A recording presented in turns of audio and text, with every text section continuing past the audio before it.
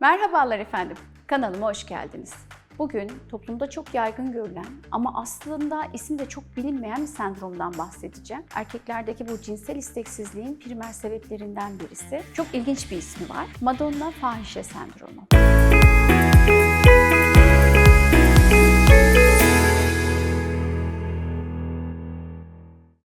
Öncelikli olarak bir sözcükle başlamak istiyorum, bir söz dizimiyle. Erkekler kadınların mutfakta iyi bir aşçı, salonda iyi bir hanımefendi, yatakta da iyi bir performans göstermesini yani fahişe olmasını isterler. Hepiniz bu sözü duymuşsunuzdur. İşte bu sendromun özünde tam da bu var. Çünkü bu erkekler böyle kadınları arzulamazlar. Madonna fahişe sendromunda geçen Madonna'nın anlamı kutsal demek. Kutsal kadın demek. Çünkü o kadar kutsaldır, o kadar tapılacak kadar masumdur. Bu şekilde değer veriliyor eşine bu erkekler. Ondan dolayı da cinsel istek duymuyorlar. Seks yapmak yakışık almıyorlar. Türden böyle bir inanca giriyorlar. Böyle bir kutsallık barındıran bir sevgiyle bağlılar eşlerine. Bu şekilde aşıklar kadınlarına. İşte bu sendromdaki durumda kendi kadınlarına arzu duymayıp fahişe manasına gelecek, seks düşünülecek, arzuyla yaklaşılacak, kutsal olmayan kadınlara arzu duyuyorlar. Adeta seksin diğer adı demek. Şimdi erkeğin bilinç dışı derinliklerinde Madonna figürünü benimsediği annesidir. Annesinin yansıması olarak eşlerini görürler. Seksi sadece fahişeler yapar. Bundan dolayı da karılarına istek duymuyorlar. Seks yapmak istediklerinde saygı ve sevgi duydukları, masum olarak gördükleri kadınlarıyla yani eşleriyle cinsel istek duymadıkları için seks yapmak istemiyorlar. Bunu tabii bilinçli yapmıyorlar. Bunu bilinç dışı süreçler yapıyorlar. Sevgiyle bağlı olduğu karısını çok temiz bir aşkla seviyor. Karısını yüceltiyor, seviyor, çok aşırı değer veriyor. Özellikle karısı anne olduktan sonra onu kutsallaştırıyor. Hayran olduğu, aşık olduğu temiz kadını seks gibi kötü bir anlamlar içeren deneyimi ve bu eylemi eşleriyle yapmayı kendilerine yakıştıramıyorlar. Yani eşlerine bunu yakıştıramıyorlar ve cinsel arzu nesnesi olarak eşlerini göremiyorlar. Seksi ise nasıl görüyorlar? Basit, kötü, pis olarak gördüğü kadınlara ilgi duyuyorlar ya da paralı aşk ilişkileri ya da cinsellikler yaşayabiliyorlar. Bu sendrom toplumumuzda çok yaygın görülüyor. Bu kadınlar kendilerini eşleri tarafından arzulanmayan kadın olarak görüyorlar ve kadınların da aslında çok büyük bir dramı. Cinselliği kötü ve pis olarak algılıyorlar bu erkekler. Kadını aşağılar düşüncesi kültürüyle büyüyorlar ve sevdikleri, aşık oldukları kadınlarıyla seks yapamazlar. Üstelik de seks yaptıkları bu kadınlara saygı da duymazlar. Bu erkeklere göre cinsellik kadını kirletir. Hafif bir kadın haline getirir. Onlara göre ahlaksız insanlar eşleriyle seks yaparlar. Kendi anne babalarının da seks yapmadığını düşünürler. Bu erkekler ergenlik döneminde ya da çocukluk dönemlerinde annelerine çok yakın ilişki içindedirler. Her yakın annesiyle yakın olacak kişiler bunu sendrom olarak geliştirecek diye tabii ki paniklemeyin. Hani annenize yakın olabilirsiniz ama sizde bu sendrom olacak anlamına gelmiyor. Ama özellikle cinselliğin işte kötü, pis, ahlaksız bir eylem olarak algılandığı bir aile yapısında ve toplumda böyle bir kültürle yetişmişse evlendikten sonra bu erkeklerde bu sendrom ortaya çıkabiliyor. Bazı erkeklerde de işte evliliklerinin ilk yıllarında bu olmuyor ama hamile kaldığında ya da doğum sonrası veya emzirme döneminde ortaya çıkabiliyor. Eşi artık anne olmuştur, birdenbire kutsal bir mertebeye yükselmiştir. O artık çocuğumun annesi, ben ona eskisi gibi cinsel istek duyamam.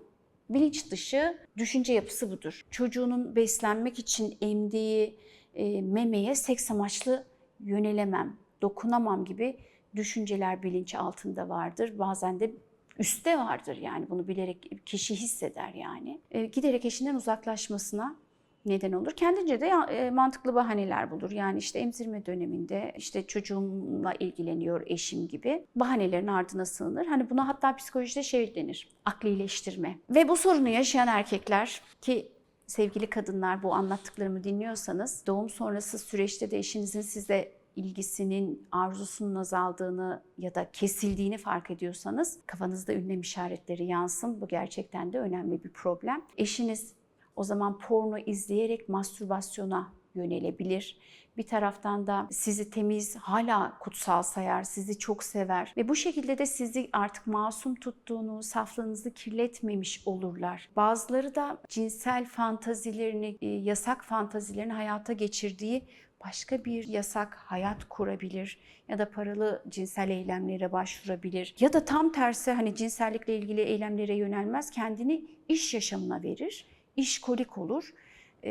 Yani o enerjisini aktarabilmek için ya da başka uğraşılara kendilerini adarlar. Eğer eşiniz size dokunmuyorsa evde o zaman alarm çalları çalsın. Bu sizin için önemli, buna dikkat edin. Bu erkekler porno filmdeki erkeklerle kendilerini özdeşleştirirler. Hayalinde kötü kadınlarla birlikte olurlar. Temiz hissettiği karısını o kirli eylemlere bulaştırmaya gönülleri razı gelmez. Çünkü karıları masumdur ve temizdir. Karısını yatak odasında ya tek başına ya da çoğunlukla çocuğa sarılmış halde uyur bulur.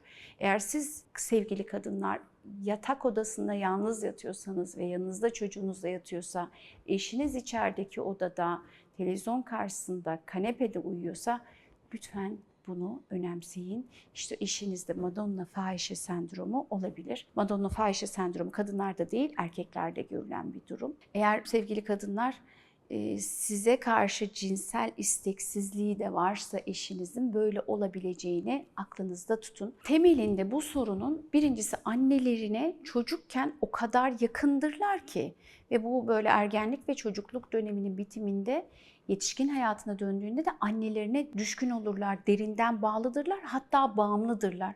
Annelerin hiçbir zaman sözlerinden çıkmazlar. Bazı durumlarda da bazen tam tersi de olabiliyor. Anneden tamamen uzaklaşabiliyor ya da onun sözüne değer vermiyor, itibar etmiyor. Ama her ne olursa olsun, yani annesine yakın da olsa, uzak da olsa sizi sürekli annesiyle kıyaslar. Annem olsa böyle davranmazdı. İşte annemin yemeği daha güzeldi. Aslında annem hükümet gibi kadındı.